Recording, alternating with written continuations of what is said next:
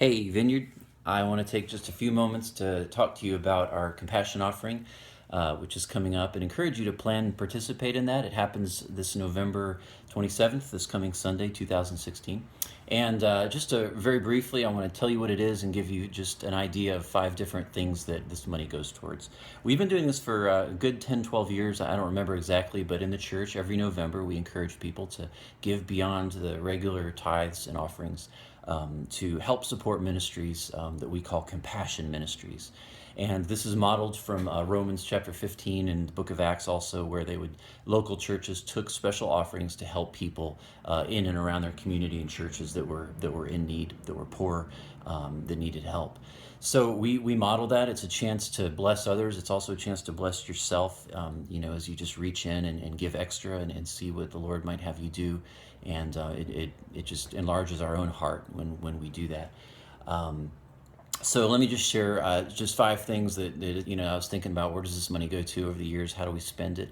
And maybe this will give you some vision for giving. The first is just to local church members in need. Pretty much monthly, we're helping somebody, whether it's help with a broken down car, just grocery money, oftentimes single parents needing help on one income. And that's just something we've done over the years, being able to help local members. And many of you watching this video have possibly received help from the church, where we've been able to just say, here's a few $100s or more to help you with practical needs. So that's one, is church members in need. A second area that we help is disaster relief around the world. We've helped send money to Haiti, to New Orleans, of course, years ago, and then most recently with Hurricane Sandy, we were able to send several $1,000s to churches in New York and New Jersey, just doing practical things like giving people bottled water, helping them, praying for them, and just encouraging people with spiritual and practical needs in the midst of disasters.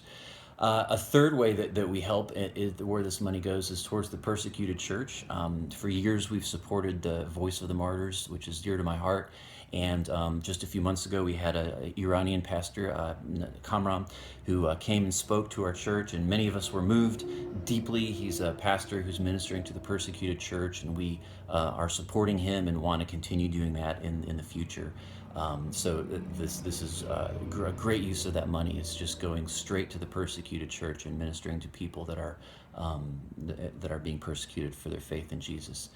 A fourth way is local missions. We do a lot with local missions, the Augusta Rescue Mission to the homeless, many free prayer events, whether we go downtown and offer coffee or just every Monday morning we're on the street offering coffee. And that doesn't cost a lot, but it adds up over the years. And then another thing we want to do is we're in the process of really re-envisioning a food pantry that can be open to the community of Augusta. And so we want to have some shelves stocked with food, with toothpaste, soap, shampoo, things like that we can offer to people in need. And then a fifth way is foreign missions. This money goes towards foreign missions, Costa Rica, Ukraine, India, places we're supporting.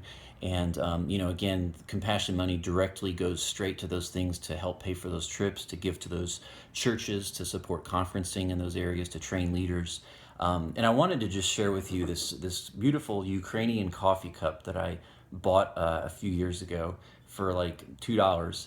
And it was on this trip and in that city that we went to an orphanage. And you've heard the story. I told it last time I talked about Ukraine.